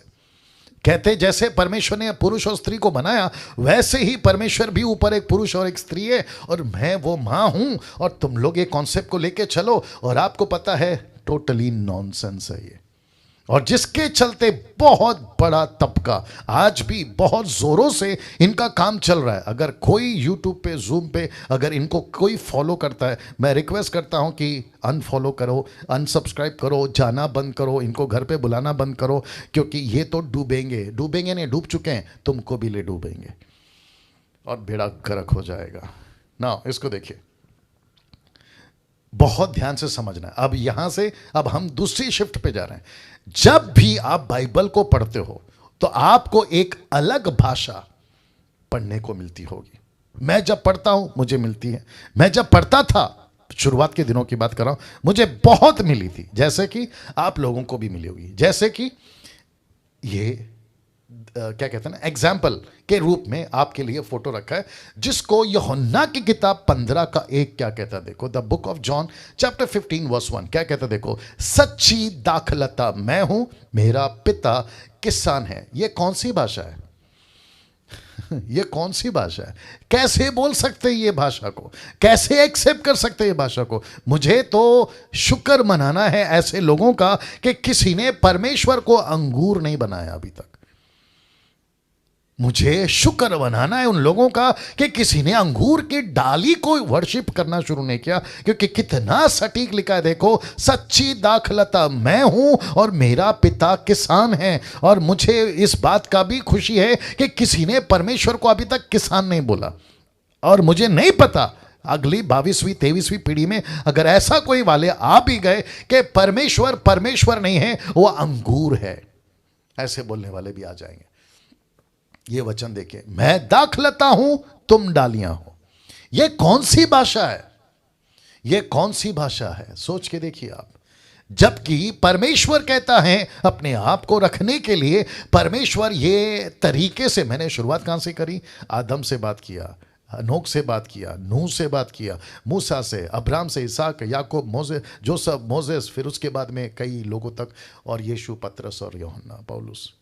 अब आप देखिए, ऐसे तरीके से परमेश्वर बात करता है। लेकिन समझने के लिए फिलिप कहता है मैं समझाऊंगा, पौलुस कहता है मैं समझाऊंगा। और इसीलिए परमेश्वर कहता है कि उनको डबल रिस्पेक्ट करो, जो तुमको अंगूर का अंगूर और परमेश्वर का परमेश्वर करके बताते हैं। वाह! जो माता यरूशलेम को माता यरूशलेम और यरूशलेम को यरूशलेम करके बताते हैं, ऐसों को इसलिए परमेश्वर ने कम ऑन। इसीलिए परमेश्वर ने मिनिस्ट्री में 5 प्रकार की सेविकाएं रखी है। एक है अपोस्तल, दूसरा है प्रॉफिट, तीसरा है एवेंजलिस्ट, चौथा है पास्टर, और आखिरी वाला बहुत इंपॉर्टेंट है जिसको कहते हैं टीचर, उपदेशक। यस, या। अब आप सोचिए, क्या ऐसी भाषा को समझने के लिए आपको और मुझे मेहनत नहीं करनी है? करनी है। परमेश्वर ये क्या है? आप खुद को अंगूर कैसे बोल सकते हैं? आप खुद को दाखलता कैसे बोल सकते हैं? परमेश्वर कहता है कि डैनियल, मेरा स्टाइल है, मैं इस तरीके से पेश करता हूं, मैं इस तरीके से आता हूं, मैं आगे और भी रखूंगा। लेकिन बुद्धि दी है। पवित्र आत्मा के 9 वरदान का पहला 2 वरदान का नाम ही बुद्धि और ज्ञान है। बुद्धि और ज्ञान है। क्यों? क्योंकि प्रभु जानता था कि कलीसिया जब बढ़ेगी, विचित्र विचित्र प्राणी आएंगे, उल्टे सीधे वाले आएंगे और वचन को तोड़ मरोड़ कर पेश करेंगे। इसके पहले कि ऐसी गड़बड़ हो, मैं पतरस को खड़ा करूंगा, मैं यूहन्ना को खड़ा करूंगा, मैं फिलिप को खड़ा करूंगा, मैं पौलुस को खड़ा करूंगा, मैं डैनियल को, निर्जला को, एस्तर को, आशा व्हीलर को, पॉल को, सुरेश को, इन सब को खड़ा करूंगा, ताकि ये मसीह की देह को अंगूर अंगूर करेगा और परमेश्वर परमेश्वर करेगा। See this? वाह, या वो ताली के योग्य है। कौन? परमेश्वर। नाउ अक्सर हम पढ़ते हैं इब्रानियों 4:12, परमेश्वर कहता है मेरा वचन 2-धारी तलवार है। वो तो शुक्र है कि सरदारों की तरह हम यहां बगल में तलवार लेकर नहीं घूम रहे, नहीं तो अगर कोई उठ पटांग टीचिंग कल को आ सकती है। वचन तलवार है, हम तलवार लेकर घूमेंगे। बोला क्यों? बाइबल में लिखा है, क्रूस को पहनते वक्त अगर किसी पहले व्यक्ति ने रोक दिया होता ना, आज क्रूस का ये बेड़ा गर्क नहीं हुआ होता। क्रूस अपनी जगह होता और क्रूस पे मरा मसीहा अपनी जगह होता। लेकिन आज मिक्स कर दिया है। मसीहा पीछे चला गया, क्रूस आगे आ गया। यीशु पीछे चला गया, उसकी मां आगे आ गई। टीचिंग पीछे चला गया, माता यरूशलेम वाले मूर्ख लोग आगे आ गए। या परमेश्वर का वचन 2-धारी तलवार है। इसके पीछे एक भाषा है, यह भाषा को समझना होगा, जिसके चलते परमेश्वर ने कलीसिया में टीचर रखे हैं, जिसके चलते परमेश्वर ने मसीह मंथन में आप और मुझ जैसे लोग रखे हैं, और आपके लिए अभी मुझे रखा है, ताकि मैं पूरी ईमानदारी के साथ में आपको वचन को परोस सकूं। क्योंकि परमेश्वर का वचन 2-धारी तलवार है। एग्री करता हूं मैं, लेकिन ये भाषा अलग है, इसका निचोड़ अलग है। हम तलवार नहीं ले सकते। तलवार का एग्जाम्पल दिया है, देखो ना, लिखा है ना, क्योंकि परमेश्वर का वचन जीवित, प्रबल और हर एक 2-धारी तलवार से भी चोखा है। एग्जाम्पल है, तलवार नहीं ले सकते ना भैया। या अब इसको देखिए, ये किसकी भाषा है? यीशु की भाषा है। मैं आपको बताता हूं, मत्ती का 25:33 में, मैथ्यू 25:33 में, और वह भेड़ों को अपनी दाहिनी ओर और बकरियों को बाईं ओर खड़ी करेगा। अब आप देख लो, भेड़ और बकरी, ये कौन सी भाषा है? अब ये फिर कहता हूं, शुक्र है कि भेड़ और बकरी आज चर्चों में फोटो लगकर पूजा नहीं हो रही है। आप देख लीजिए, परमेश्वर ने यह भाषा का इस्तेमाल किया कि शीप अलग है, बकरी, भेड़ बकरी अलग है। इसको मैंने इसलिए रखा है ताकि मैं बता सकूं कि दोनों में अंतर क्या है। बकरी नहीं सुनती जितना शीप सुनती है, बकरी मैं करती है, शीप नहीं करती है। ये एक अलग लैंग्वेज है परमेश्वर का, जो कि चरवा बेहतर जानते हैं। मैं चरवा नहीं हूं, चरवा बेहतर जानते। दोनों में फर्क कितना है, मुझसे बेहतर वो बता पाएंगे आपको। लेकिन परमेश्वर ने उन दिनों में, क्योंकि चरवाहा थे, भेड़ बकरी चराने वाले उन दिनों में तादाद ज्यादा थी, तो यीशु ने इस लैंग्वेज का इस्तेमाल किया कि मैं भेड़ों को अलग करूंगा और बकरियों को अलग करूंगा। ये यीशु जानता है, ये उस वक्त के चरवा जानते हैं, क्योंकि कल्चर वैसी था। आज का कल्चर अलग है। आज तो गाड़ी यहाँ चलती है, मोटरसाइकिल चलती है। अगर आज यीशु होते तो एक तरफ BMW खड़ा करते और दूसरी तरफ मर्सिडीज खड़ा करते। बोला एक मर्सिडीज वाले को दाईं ओर खड़ा करूंगा। अरे ना, बात समझ में। ये वो उसकी भाषा है, उसको उठाकर हम कैसे किसी प्रकार का डॉक्ट्रिन बना दे। तो फिर कहना चाहता हूँ कि टीचर को रखो जो आपको बकरी का बकरी करेगा और भेड़ का भेड़ करेगा। अब ये फोटो देख लीजिए, मत्ती का 13:45 से 46 में। बहुत ध्यान से सुनिएगा। लिखा है स्वर्ग का राज्य एक व्यापारी के समान है जो अच्छे मोतियों के खोज में था, और जब उसे एक बहुमूल्य मोती मिला तो उसने जाकर अपना सब कुछ बेच डाला और उसे मोल लिया। ये किसकी भाषा है? ये यीशु की भाषा है। ये किसकी भाषा है? ये बाइबल की भाषा है। ये क्या समझाना चाह रहा है? परमेश्वर इंपॉर्टेंट समझाना चाह रहा है। परमेश्वर के राज्य की कीमत बता रहा है।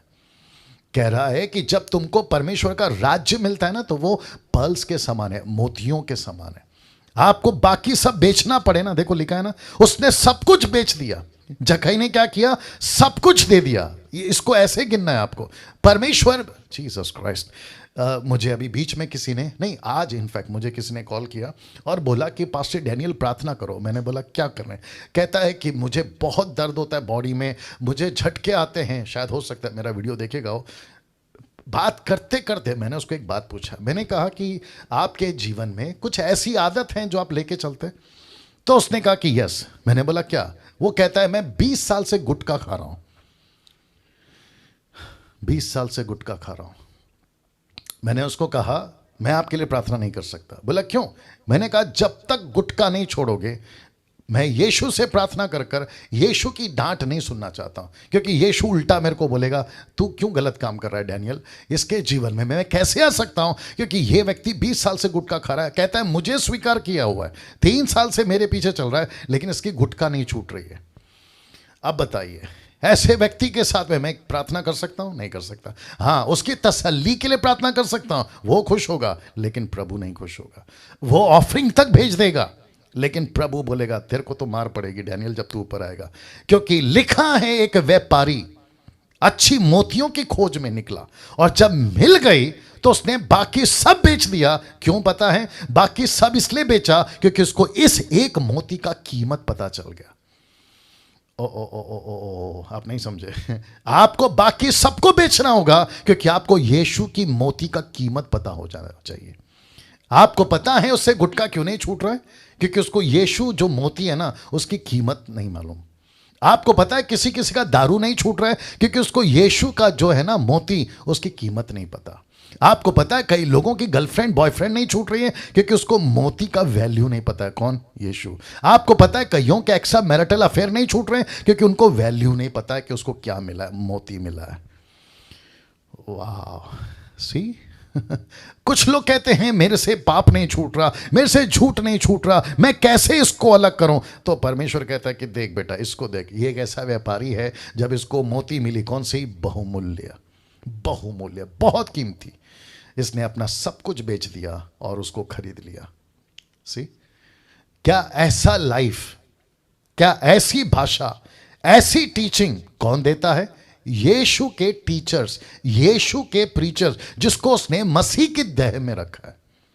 मैं फिर कहता हूं, अच्छे टीचर को साथ में रखो, अच्छे टीचर को साथ में रखो। और यही कारण है कि हमने मसीह मंथन खोला है पूरे मसीह समाज के लिए, देश में नहीं विदेशों में भी। इसलिए नाम रखा है मसीह मंथन वर्ल्ड ग्रुप।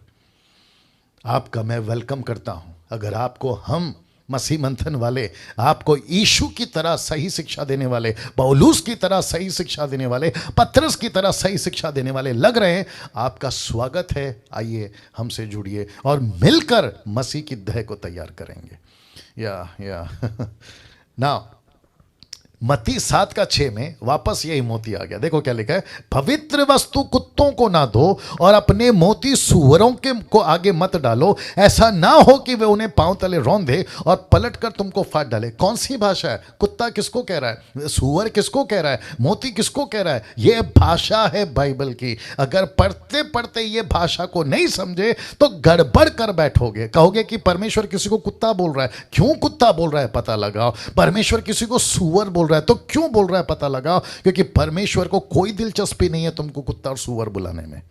तुम्हारी हरकतों के चलते ये बात को बोल रहा है। और प्रभु कहता है कि मेरी मोती कुत्तों के आगे मत डालो, क्योंकि ये व्यापारी नहीं है। सीधे इसको कदर नहीं है मोती की। अगर इसको कदर होती ना तो ये सब कुछ बेच देता। ये जीसस क्राइस्ट, ये कुत्ता है इसके लिए इसको मोती की कदर नहीं, ये सूअर है इसके लिए इसको मोती की कदर नहीं है। आज कितने सारे ऐसे लोग हैं, यूट्यूब के लोगों, तुम भी सुनो, तुमको यीशु जैसा मोती मिल गया है लेकिन तुम्हारी सिगरेट नहीं छूट रही है, तुम कुत्ते हो।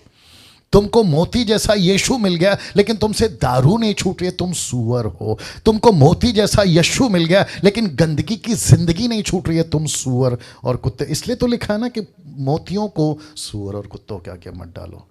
कैसा लग रहा है अजय का सब? कैसा लग रहा है? ऐसा चुपचाप नहीं बैठना ना, हाथ मुंह पे रख के रिएक्ट करो, रिएक्ट करो। हाँ, वाह, जीसस क्राइस्ट। इसमें पानी डालना, थोड़ा सा गर्म पानी डालना, इसी में डाल देना। ओके, ठीक है। चलिए, मैं आशा करता हूं कि आप लोग अभी तक बातों को समझ रहे हैं, आमीन। और साथ ही साथ आप लोग सीख रहे हैं, समझ रहे हैं। ये है लैंग्वेज। अब तक कैसे पढ़ते थे? टक टक टक टक टक टक। क्यों? फिलिप नहीं था ना, क्यों पौलुस नहीं था ना तिमोथी के लिए। वैसे ही अब परमेश्वर ने इस डीटी को लाया है, इसका पूरा फायदा उठाइए। नाउ इसको देखिए, मत्ती 5:13 में कहता है तुम पृथ्वी के नमक हो। मत्ती 5:14 में कहता है तुम जगत की ज्योति हो। ये कौन सी भाषा है? ये बाइबल की भाषा है। हम नमक कैसे हो सकते हैं, है ना? हम ज्योति कैसे हो सकते हैं? लेकिन प्रभु कहता है कि नहीं, मैंने तुमको जगत का नमक बोला है, मैंने तुमको जगत की ज्योति बोला। ये मेरी लैंग्वेज है, ये मेरी भाषा है, ये बाइबल की भाषा है जिसको समझना होगा। और समझाने के लिए मैंने बाइबल के टीचरों को रखा है। गड़बड़ नहीं करना, नहीं तो माता यरूशलेम फिर तैयार हो जाएगी, मदर मैरी फिर तैयार हो जाएगी, और न जाने कितने सारे कल्ट ग्रुप फिर तैयार हो जाएंगे, और जिसके चलते मसीह की देह बेड़ा गर्क हो जाएगी ना। मत्ती का 13:38 क्या कहता है? खेत संसार है। कैसे हो सकता है संसार खेत? फिर कहता है अच्छा बीज राज्य की संतान है और जंगली बीज दुष्ट की संतान है। ये किसकी भाषा है? ये बाइबल की भाषा है। पढ़ते वक्त में ये आएगा, पढ़ते वक्त में आपको मिलेगा। पढ़ते पढ़ते पता चलता है खेत संसार कैसे। तो प्रभु संसार को कैसे देखता है? खेत की तरह। अच्छा बीज किसको देखता है? जो परमेश्वर के लोग। बुरा बीज किसको देखता है? जो दुष्ट के लोग हैं। ये दोनों के दोनों, ये दोनों बीज आपको एक ही खेत में मिलेंगे, जिसको कहते हैं जी संसार। राइट जाओ तो मिलेंगे, लेफ्ट जाओ तो मिलेंगे, यहां जाओ तो मिलेंगे, शॉपिंग मॉल में जाओ तो मिलेंगे। अच्छा कभी कभी लोग कहते हैं कि प्रभु ये दुष्टों को हटा क्यों नहीं देता? परमेश्वर कहता कैसे हटाऊं? पूरा खेत में लगे पड़े हैं और तब तक नहीं काट सकते जब तक कटनी का समय नहीं आएगा। ये साथ में चलेंगे, लेकिन हमको क्या करना है पता है? हमको इनके बीच में रहना है, लेकिन इनके जैसा नहीं बनना है। वापस बोलना पड़ेगा। हमको इनके बीच में रहना है, लेकिन इनके जैसा नहीं बनना है। हमारे चारों तरफ संसार है, बहुत ध्यान से सुनना। हमारे चारों तरफ संसार है। पिक्चर के गाने हैं, संसार की बातें हैं, झूठ है, गालियां हैं, धोखा है, क्या कहते हैं, घूस है, भ्रष्टाचार है। उसके बीच में आप जगत की ज्योति हैं, उसके बीच में आप नमक हैं, उसके बीच में आप अच्छा बीज हैं। ऐसे जीना है, यीशु ने कहा ऐसे जीना है। क्या करूं, और एक बोलने का इच्छा हो रहा है, बोल देता हूं। बीच में किसी ने मुझे कॉल किया, नाम नहीं बताऊंगा, शहर का नाम नहीं बताऊंगा। मुझे कहा कि पास्टर डैनियल थोड़ा सा झूठ बोलना पड़ता है। क्या बोलना पड़ता है? थोड़ा सा झूठ बोलना पड़ता है। अच्छा अगर आपने थोड़ा सा भी नमक में आपका अंदर से नमक निकल गया तो आप किसी के स्वादिष्ट बनेंगे? थोड़ा सा नमक निकल गया, नहीं बन सकते। आप जगत की ज्योति हैं, थोड़ा सा अंधकार आ गया, आपको लाइट बोल सकते? नहीं बोल सकते। राज्य के अच्छे बीज हैं आप, लेकिन थोड़ा सा बुरा बीज आ गया, आपको पता है एक डाली कौन सी निकलेगी? बुरा वाला। सोच के देखिए आप। तो दूसरे शब्दों में, कहीं से भी किसी भी तरीके से कोई भी गुंजाइश या किसी भी तरीके से कोई भी रास्ता नहीं है। नमक हो तो नमक की तरह जियो, ज्योति हो तो ज्योति की तरह जियो, राज्य की संतान हो तो राज्य की संतान की तरह जियो। That's it. आप कहोगे छोटा सा झूठ, थोड़ी सी गलती, कभी कभी वाला पाप चलता है। क्या करूं, और एक आ गया। सुनो सुनो सुनो, मेरा एक दोस्त है, बहुत ध्यान से सुनना। वो कहते हैं कि जिस कंट्री में हम रहते हैं वहां बर्फ बहुत गिरती है। अच्छा, मैंने बोला तो बोलना क्या चाहते हैं? कहते हैं कि कभी कभी वाइन पी लेना चाहिए। हद हो गई साहब। बर्फ गिरते थे पौलुस के टाइम पे भी, बर्फ गिरती थी पतरस के टाइम पे भी, ठंड लगती थी यीशु के टाइम पे भी, उन पहली सदी के लोगों में भी ठंड होती थी। तो क्या सबके सब दारूबाज बन गए थे? क्या क्या क्या बोलते हो, कैसे बोल लेते हो यार? तुम बर्फ गिर रही है इसलिए हम थोड़ा सा वाइन पी लेते हैं, तुमको बहाना चाहिए वो बोलो, पीने वाले को बहाना चाहिए। और ये ना बात समझ में, सी ना, इस विषय को समझना बहुत जरूरी है। किसको? ये सारी बातों को, और अभी तक जो मैंने बताया बहुत जरूरी है। जरा ध्यान दीजिएगा, क्योंकि इब्रानियों किताब उसका 5:13, अब जरा ध्यान दीजिएगा, मजा आएगा, ठीक है ना। लिखा है क्योंकि दूध पीने वाले बच्चों को तो वो देखो, रिलीजियस नहीं लिखा है, धर्म नहीं लिखा है, लिखा है धर्म के वचन की पहचान। ओ ओ ओ ओ, आप नहीं समझे अभी भी। ये जो बच्चे हैं ना, ये बच्चे क्यों हैं मालूम है? ये बाइबल की भाषा को नहीं पकड़ पा रहे। कुत्ता को कुत्ता ही समझ रहे हैं, सुअर को सुअर ही समझ रहे हैं, माता मरियम को माता मरियम ही समझ रहे हैं, अंगूर को अंगूर ही समझ रहे हैं, लेकिन ये वचन को टैली नहीं कर पा रहे, वचन को परख नहीं पा रहे, वचन की भाषा को समझ नहीं पा रहे, इसलिए बच्चे हैं। See this। तो मुझको और आपको क्या बनना है? इस दूध पीते वाले बच्चे की अवस्था से बाहर निकलकर, इस उम्र से बाहर निकलकर हमको श्याना बनना है, मैच्योर बनना है, परिपक्व बनना है। और जहां पे पौलुस अपेक्षा करता है कि वक्त के हिसाब से तो तुमको गुरु वर्ड है ना, बहुत बड़ी बात है, जिसको कहते हैं टीचर, जिसको कहते हैं दूसरों को सिखाने वाला, लेकिन खुद ही दूध पीने वाला बच्चा। किस में? वचन में, वचन में। वाह। मेरी इच्छा क्या है पता है? मसीह मंथन के डीटी के जितने भी मेंबर्स जो मुझे सुन रहे हैं कई समयों से, आप सब के सब है ना एक्सपर्ट, जिसको कहते हैं ना एक्सपर्ट, वचन के ढाई से टक टक टक, किसको क्या पूछना है पूछो। मुसलमानों आ जाओ, सिख लोगों आ जाओ, बुद्धिस्ट लोगों आ जाओ, यहूदी लोगों आ जाओ, मैं बताऊंगा कि वचन क्या है। ऐसे गुरु हो जाना चाहिए, किसी को टक्कर दे सके उस लेवल की नॉलेज आनी चाहिए। लेकिन दिक्कत की बात क्या है पता है? हम सर का दर्द हो रहा है पास्टर जी, प्रार्थना कर दीजिए। कमर दुख रहा है पास्टर जी, प्रार्थना कर दीजिए। थोड़ा सा तेल दे दीजिए, थोड़ा सा पानी दे दीजिए। कभी कभी घर पे आके है ना पास्टर जी, आपके पवित्र पैर आपके घर, हमारे घर पे रख दीजिए, हमारा घर पवित्र हो जाए। ऊपर से प्रभु बोलता है पास्टर का पैर छोड़ रहे, मैं पूरा तेरे जीवन में आके बैठा हूं, तेरा घर तो कब का पवित्र हो जाना चाहिए। Jesus Christ. सी नाउ, एक दुखद घटना आपके बीच में रखने जा रहा हूं, बहुत बहुत दुखद घटना। मुझे ऐसा लगता है इनको पूरी जिंदगी पछतावा अनंत काल तक होता रहेगा। जानना चाहते कौन लोग हैं ये लोग? जी रखता हूं, और नंबर देखो क्या है, 666। यूहन्ना 6:66, यूहन्ना 6:67, ठीक है ना। इस पर उसके चेले, यानी कि यीशु के चेलों में से बहुतेरे उल्टे फिर गए। ये जो शब्द है ना बहुतेरे, इसका मतलब क्या पता है? बहुत सारे चेले यीशु को छोड़कर चले गए, और लिखा है उसके बाद उसके साथ नहीं चले। जानना चाहते हो क्यों? जी रख रहा हूं, ये चित्र देख लीजिए, यूट्यूब के लोगों आप भी देखिए। यीशु ने यूहन्ना की किताब उसका 6:53 में कहा था, यीशु ने कहा मैं तुमसे सच सच कहता हूं, जब तक तुम मनुष्य के पुत्र का मांस ना खाओ और लहू ना पियो, तुम में जीवन नहीं। बस इतना सा बोला था।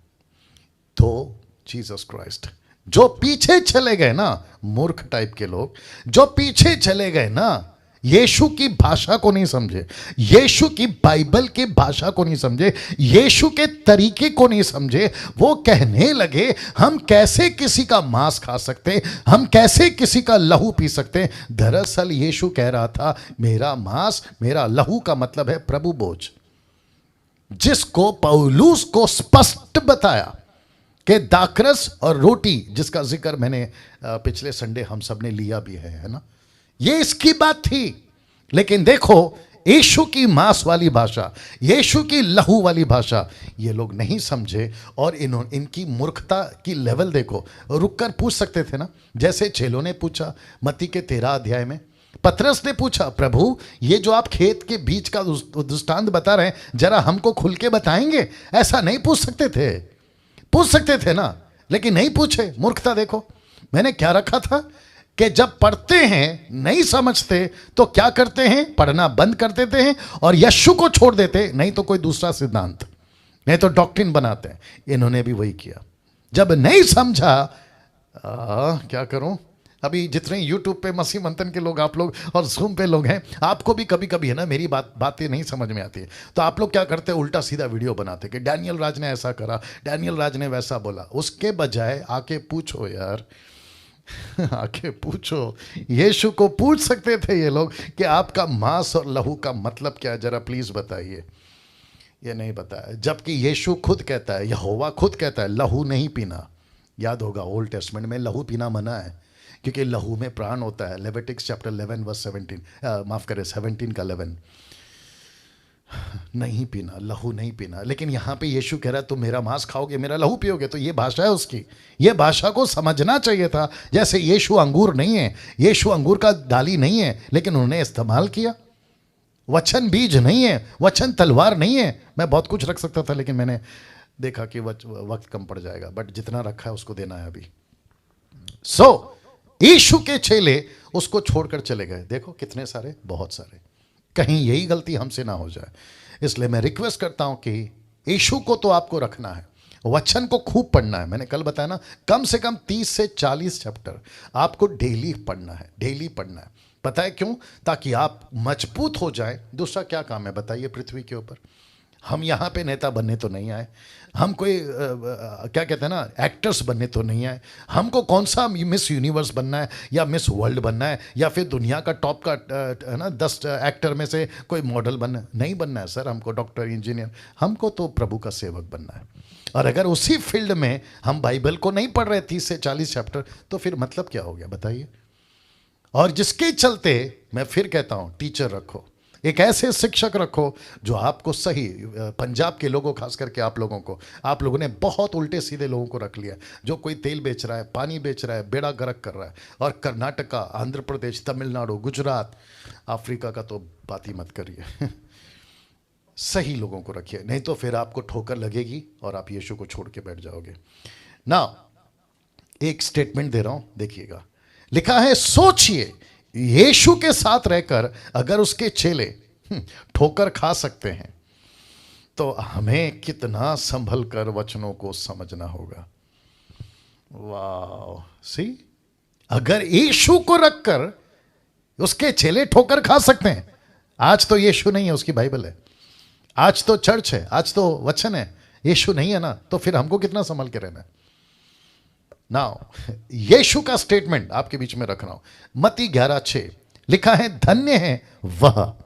यह वह कौन है? जो बाइबल पढ़ता है। यह वह कौन है? जिसको नहीं समझ में आता बाइबल की भाषा। लिखा है, धन्य है वह जो मेरे कारण क्या ना खाए, ठोकर ना खाए। वाह, एक्सक्यूज मी। जो मेरे कारण ठोकर ना खाए, या इसका मतलब ये हुआ कि मुझे बाइबल को बहुत संभल के पढ़ना है। मैं रख दे रहा हूं, मुझे बाइबल को बहुत संभल के पढ़ना है। इसलिए मैंने कल कहा था, आज मैं बाइबल की भाषा पे बात करूंगा। लैंग्वेज ऑफ द बाइबल कैसी है? ये भाषा ऐसी है जो अभी तक रखा हूं, आगे तो और भी रखूंगा। आज थोड़ा लेट होगा, बर्दाश्त कर लीजिएगा, ठीक है ना? या यीशु के वजह से ठोकर नहीं लगनी चाहिए। मत्ती की किताब 13:19 जानते हो क्या लिखा है? जो कोई राज्य का वचन सुनकर, देख लो, नहीं समझता, उसके मन में जो कुछ बोया गया था उसे वह दुष्ट, कौन? लूसीफर, आकर छीन ले जाता है। जो नहीं समझता, माय गुडनेस, उसका नाश होना तय। कहां लिखा है? दूसरा पत्र 3:16। वैसे ही उसने अपनी सब पत्रियों में भी इन बातों की चर्चा की है, जिनमें कितनी बातें ऐसी हैं जिनका समझना कठिन है, पर अनपढ़ चंचल लोग उनके अर्थों को भी पवित्र शास्त्र की और बातों की नाई खींच तान कर अपने ही नाश का कारण बनाते हैं। हमको मूर्ति पूजा नाश नहीं कर रहा है, हमको शैतान नाश नहीं कर रहा है, हमको कोई और नाश नहीं कर रहा है, नशा नाश नहीं कर रहा है, पैसा नाश नहीं कर रहा है, हमारी खुद की अधूरी नॉलेज, हमारा खुद का अधूरा ज्ञान आज हमको नाश कर बैठेगा अगर ठीक से नहीं समझा बाइबल की भाषा को। तो यही तो लिखा है ना, दुष्ट आकर छीन ले जाता है। देखो, दुष्ट आकर छीन ले जाता है कब? अगर नहीं समझा तब। तो अच्छे अच्छे गए इसके अंदर, अच्छे अच्छे गए। माय गुडनेस, उंगलियों पे गिनेंगे हम। जब न्याय का दिन आएगा ना, तो हम जिसको टीवी पे देखते थे ना, वो नरक में मिलेगा। जिसको हम इंटरनेशनल प्रीचर बोलते थे ना, नरक में मिलेगा। हम जिसको इंटरनेशनल बिशप बोलते थे ना, नरक में मिलेगा। पता है क्यों? क्योंकि अच्छे अच्छे फेल हो गए। इसलिए पतरस बोल बैठा कि कई लोग अपने नाश का कारण बन जाएंगे, अपने नाश का कारण बन जाएंगे। ये चित्र देख लीजिए, फिर मैं बात करता हूं।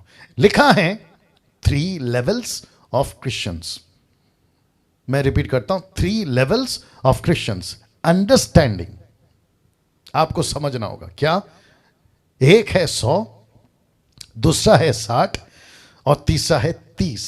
3 levels of Christians understanding the concept of 100, 60 and 30। आपने पढ़ा होगा ना ये वाला वचन, जो अच्छी भूमि में बोया गया, यह वह है जो वचन को सुनकर समझता है और फल लाता है। कोई 100 गुना, कोई 60 गुना और कोई 30 गुना। मैं आपसे एक प्रश्न पूछ सकता हूं, क्या 30 वाला ठीक है? नहीं। क्या 60 वाला ठीक है? नहीं। लेवल कहां पर है पता है? 100। जब आप किसी नौकरी पे जाते हो ना, तो 30% वाला मार्क नहीं चलेगा, 60% वाला मार्क नहीं चलेगा। आपको कितना देना होता है पता है? 100। आप किसी भी फील्ड में जाओ। लेकिन यीशु यहां पे कहते हैं, यीशु क्यों कह रहे हैं पता है?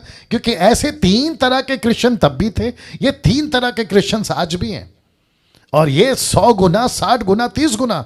मैं आपको बताता हूं, अभी जूम पर भी है ना, आप लोग जो बैठे हैं ना, आप में भी कोई लोग 30 लोग हैं, 30% वाले। आप में से कोई 60 वाले और आप में से कोई 100 वाले हैं। लेकिन मुझे और यीशु को क्या चाहिए पता है? हमको चाहिए टोटल 100 गुना वाले। जो 100 गुना वाले होते हैं ना, वो क्या करते हैं पता है? 2 तिमोथी 2:15 को ठीक से हैंडल करते हैं। क्या लिखा देखो, जो सत्य के वचन को ठीक रीति से काम में लाता हो। ये 30% वाले, बहुत ध्यान से सुनना, गजब की बात बोल रहा हूं, ये 30% वाले परमेश्वर के वचन को हैंडल नहीं कर पाएंगे। ये 60% वाले भी ये परमेश्वर के वचन को हैंडल नहीं कर पाएंगे। आपको पता है कौन कर पाएंगे? सिर्फ 100 वाले, सिर्फ 100 वाले। अब आप सोचिए, आपकी लेवल कहां तक जानी चाहिए? आपकी लेवल जानी चाहिए 100 के लेवल पे।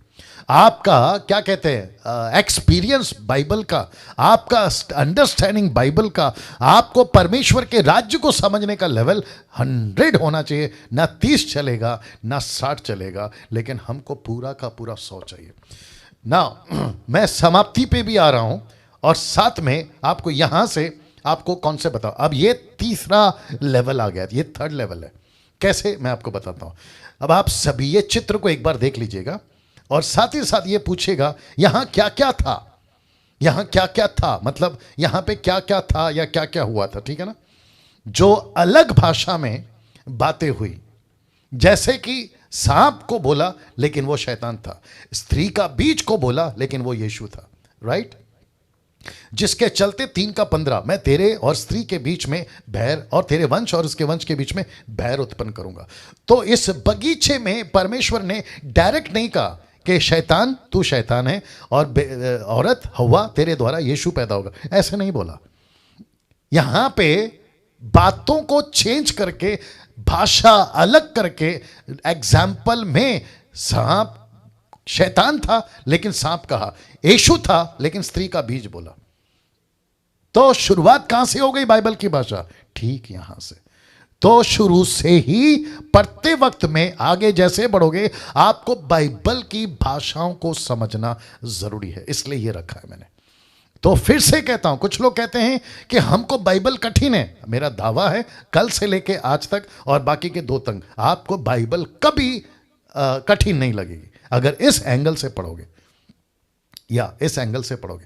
तो वापस कहता हूं, जीसस बोल सकता था, माफ करें, परमेश्वर बोल सकता था कि ये शैतान नहीं, माफ करे, ये सांप नहीं, ये शैतान है। और औरत को कह सकता था कि यीशु तेरे द्वारा पैदा होगा आज से ठीक 4000 साल बाद, ऐसा बोल सकता था, लेकिन नहीं बोला।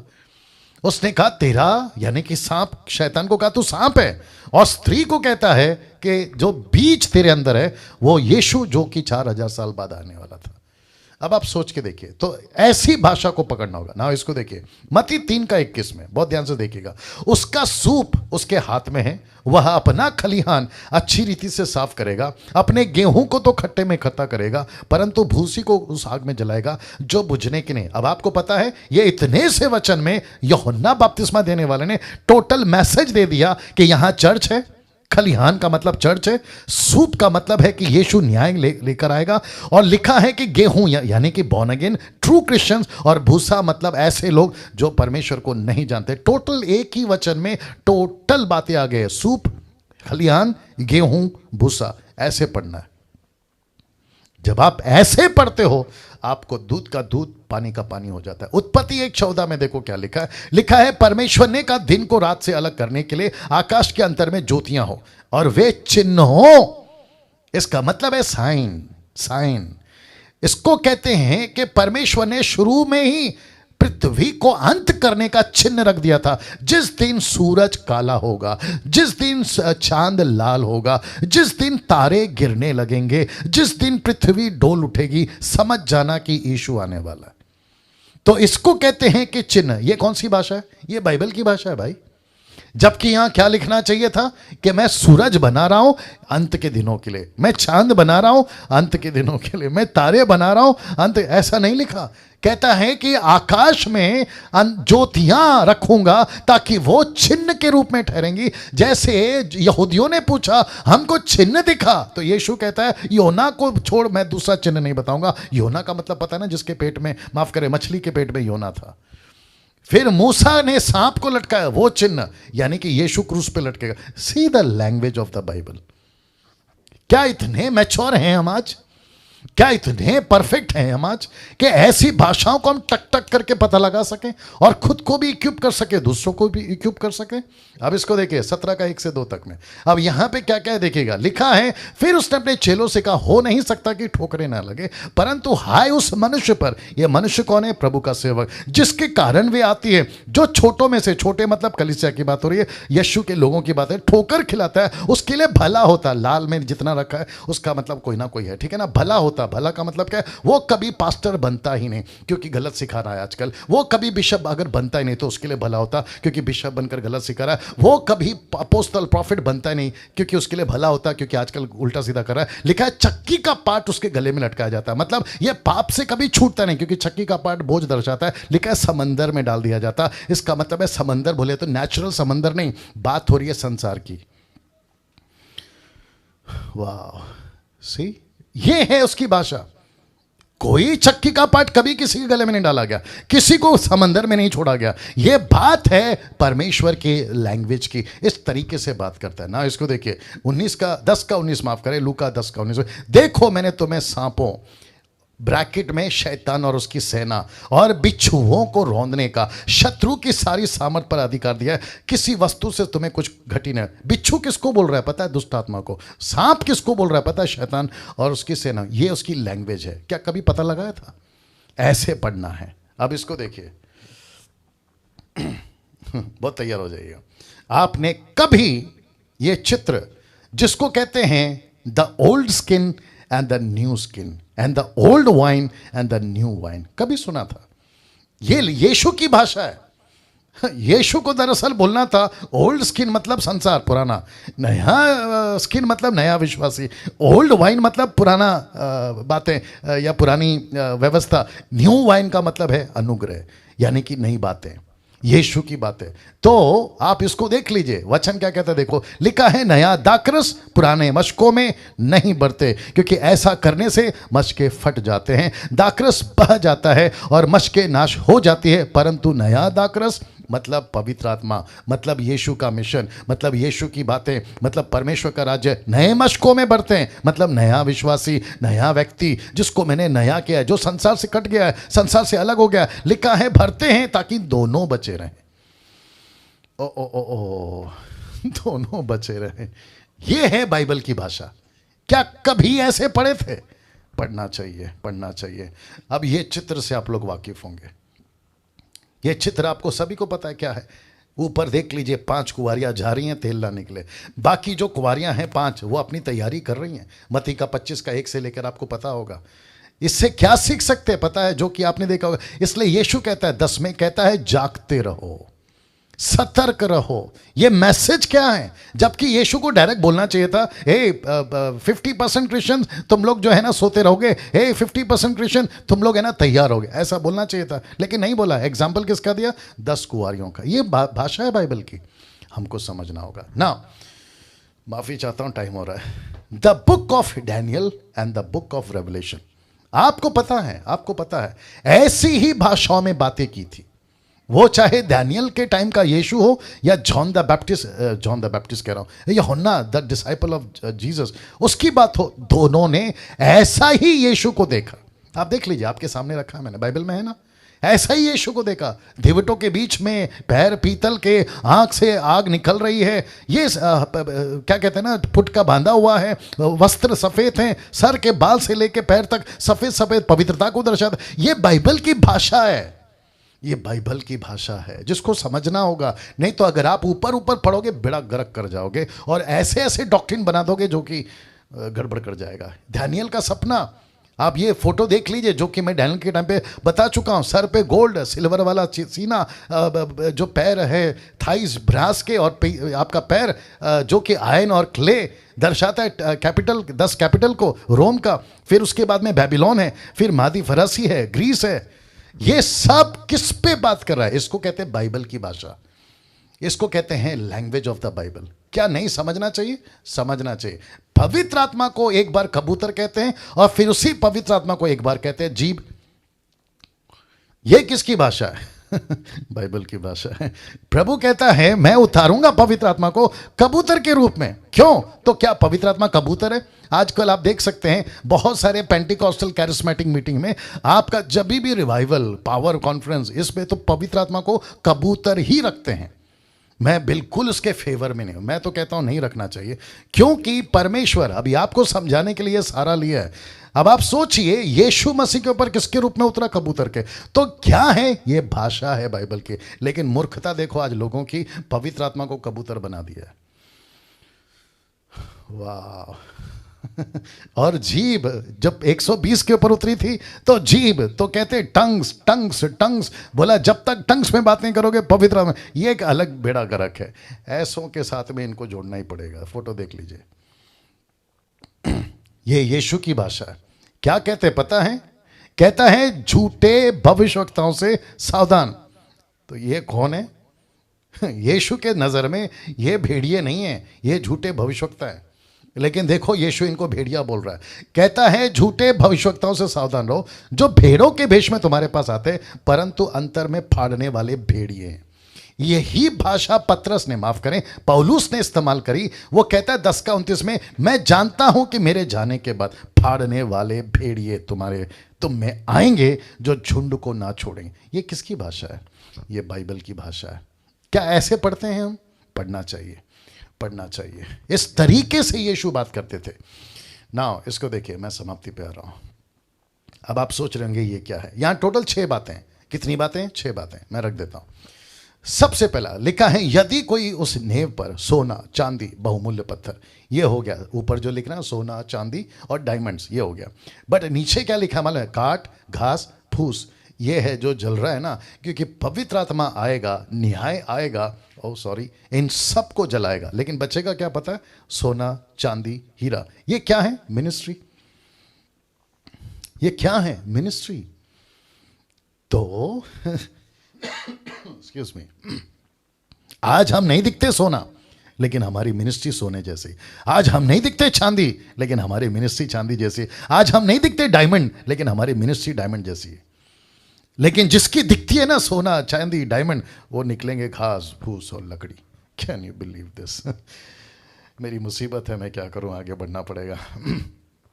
कभी सोचा था कि एक ऐसा व्यक्ति जिसका नाम है राजा दाऊद, उसके पास में एक व्यक्ति आता है जिसका नाम है नातान। राजा दाऊद से गलती हो गई थी, आपको पता है। नीचे जो बैठा है ना वो राजा दाऊद बैठा है, आप लोग देख सकते हैं जो यूट्यूब के लोग हैं। और जो उनको डांट रहा है, समझा रहा है ना, वो नबी नातान है, ठीक है ना। राजा दाऊद ने क्या गलती किया था आप सभी जानते हैं, ठीक है ना। और जिसके चलते नातान ने जो लैंग्वेज यूज करी ना वो कुछ ऐसी है, देखो। कहता है तब यहोवा ने दाऊद के पास नातान को भेजा और वहां उसके पास जाकर उससे कहने लगा, एक नगर में दो मनुष्य रहते थे। ये देख लो, दो मनुष्य, ठीक है ना, जिनमें से एक धनी और एक धनी था।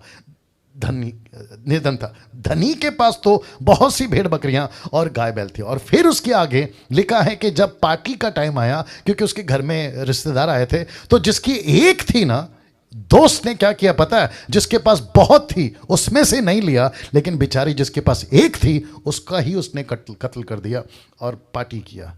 ऐसी भाषा किसकी है? जबकि नातान को आके क्या बोलना चाहिए था, दाऊद तूने गलती किया, दाऊद तूने किसी और की पत्नी के साथ गलत काम किया। ये भाषा नहीं बोला, उसने लैंग्वेज चेंज किया है। क्यों? ताकि हम सीखें, समझे।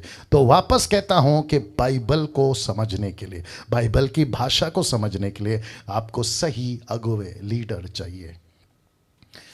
ये फोटो देख लीजिए। अब आपको अगर जितना दिख रहा है, आप अगर आप देख सको, दो पेड़ हैं जैतून के और दो गवाह हैं। अब इसको बाइबल देखो क्या बोल रही है, और मैं अपने दो गवाहों को यह अधिकार दूंगा कि टाट ओढ़े हुए 1360 दिन तक, यानी कि 3.5 साल तक भविष्यवाणी करे। फिर उसका वचन आगे कहता है, ये वही जैतून के दो पेड़, दो दिविट जो पृथ्वी के प्रभु के सामने खड़े रहते हैं। दरअसल ये लोग कौन है? एक तो पक्का है हनोक, दूसरा होना चाहिए एलिया या मूसा। मैं इसमें मेरे को कंफर्म नहीं है, इसलिए मैं 3 नाम ले रहा हूं, बाकी प्रभु जाने, और जब आएगा तब जानेंगे, ठीक है ना। ये कौन सी भाषा है यार? ये बाइबल की भाषा है। कैसे परमेश्वर बोल सकता है जैतून के दो पेड़? कैसे बोल सकता है कि ये दो गवाह हैं? और देखो ऐसा ही कुछ दृश्य स्वर्ग में दिखता होगा, ऐसे ही कुछ। तो ये किसकी भाषा है? कौन समझे? जो मसीह के पवित्र आत्मा के सेवक भरे हुए, जो सही शिक्षा देने के लिए मसीह के ध्येय में रखें, वे बता पाएंगे। तो ऐसे वचनों के भाषाओं का ज्ञान आपको होना जरूरी है। अगर ये नॉलेज नहीं है, आप अपनी अलग अलग डॉक्ट्रिन बना दोगे। मैं वापस